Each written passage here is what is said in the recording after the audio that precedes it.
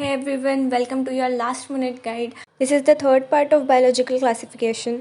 आज के वीडियो में we are going to cover the basic features of kingdom fungi, जिसमें वी विल कवर उनका habitat, reproduction, structure and nutrition and the basis on which they are classified. And classification of fungi I'll cover in the next video because it has a lot to cover and a lot to be explained in detail. So let's start with some basic features of kingdom fungi, जिसके अंदर मैंने इन features को भी divide किया हुआ है अलग अलग पॉइंट्स में ताकि it becomes very easy to memorize them. सबसे पहला point is habitat. Now habitat जो है इनका वार्म होता है, ह्यूमिड होता है, ठीक है. ये कॉस्मोपॉलिटन होता है. कॉस्मोपॉलिटन मीन्स इनके वेरियस वैरायटीज़ ऑफ हैबिटेट होता है, वो ऑलमोस्ट एवरीवेयर मिलता है, ठीक है. Air, water, soil, animals, plants, सब में, ठीक है. फिर इनका न्यूट्रिशन जो होता है, न्यूट्रिशन इज सैप्रोफिटिक, ठीक है. इनका न्यूट्रिशन इज सैप्रोफिटिक पैरासिटिक, ठीक है. फिर उसके बाद में स्ट्रक्चर इनका कैसा होता है. स्ट्रक्चर को अगेन हमने डिवाइड किया हुआ है cell type, cell wall and mycelium के अंदर में, ठीक है.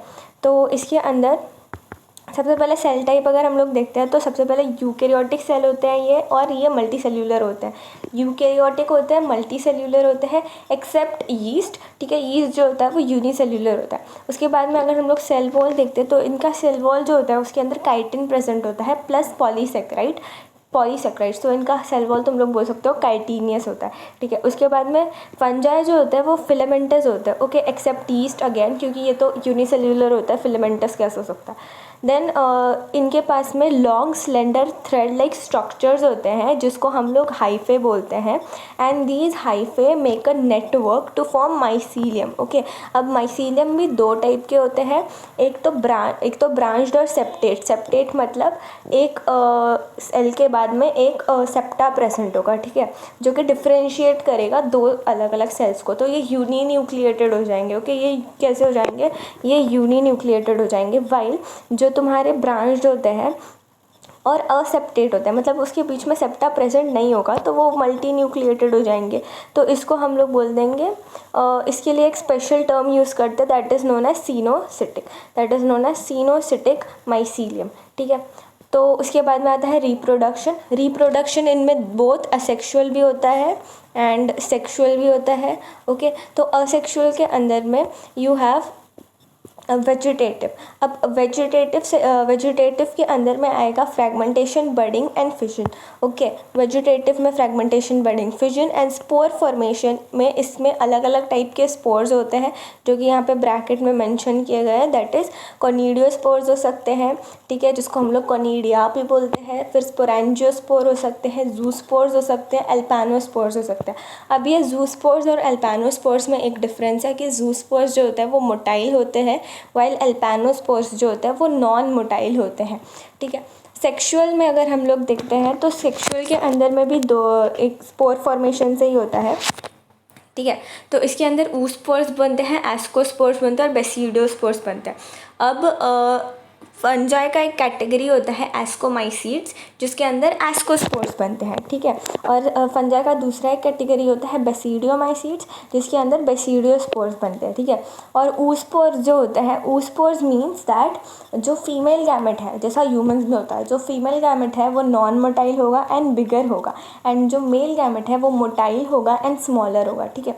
और जो मेल गैमेट है वो स्विम करके या कुछ भी मोशन करके वो फीमेल गैमेट के साथ फ्यूज़ होगा, ओके.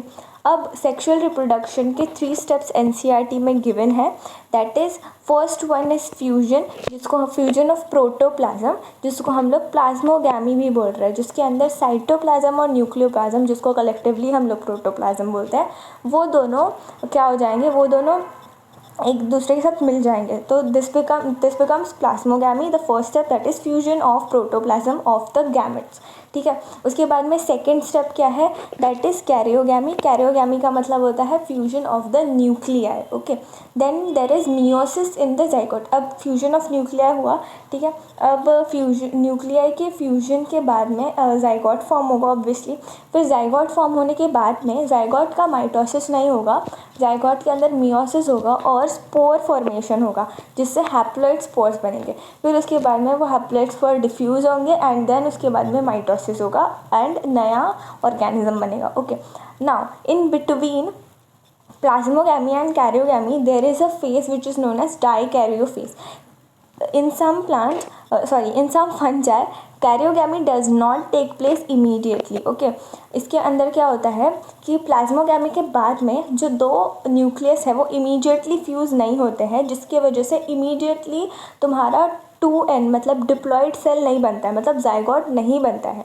यहाँ पे कुछ टाइम के लिए वो एक सेल के अंदर दो न्यूक्लियस प्रेजेंट होता है. डाइकैरियोटिक स्टेज बोलते हैं इसको, and this is 2 nuclei in 1 cell. Okay, तो इसी को हमने नाम दिया है डाइकैरियन या dikaryo phase. Okay, this is an important point.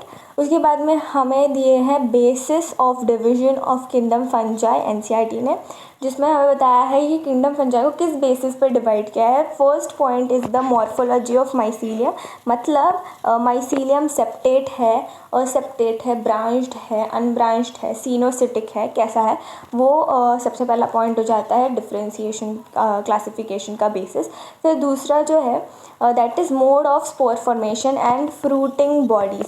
ठीक है, जैसे कि एस्कोस्पोर्स में जैसे कि एस्कोमाइसीट्स में एस्कोस्पोर्स और बेसिडियोमाइसीट्स में बेसिडियोस्पोर्स है, वैसे ही हर एक क्लास का अलग अलग स्पोर्स है, अलग अलग फ्रूटिंग बॉडीज़ है, अलग अलग फ्रूटिंग बॉडीज़ के अलग अलग नेम है. ठीक है, तो उसके बेसिस पे किंगडम फंजाई को फर्दर उन लोग ने क्लासीफाई किया है एंड ये फर्दर क्लासिफिकेशन हम लोग देखेंगे डिटेल में नेक्स्ट वीडियो में.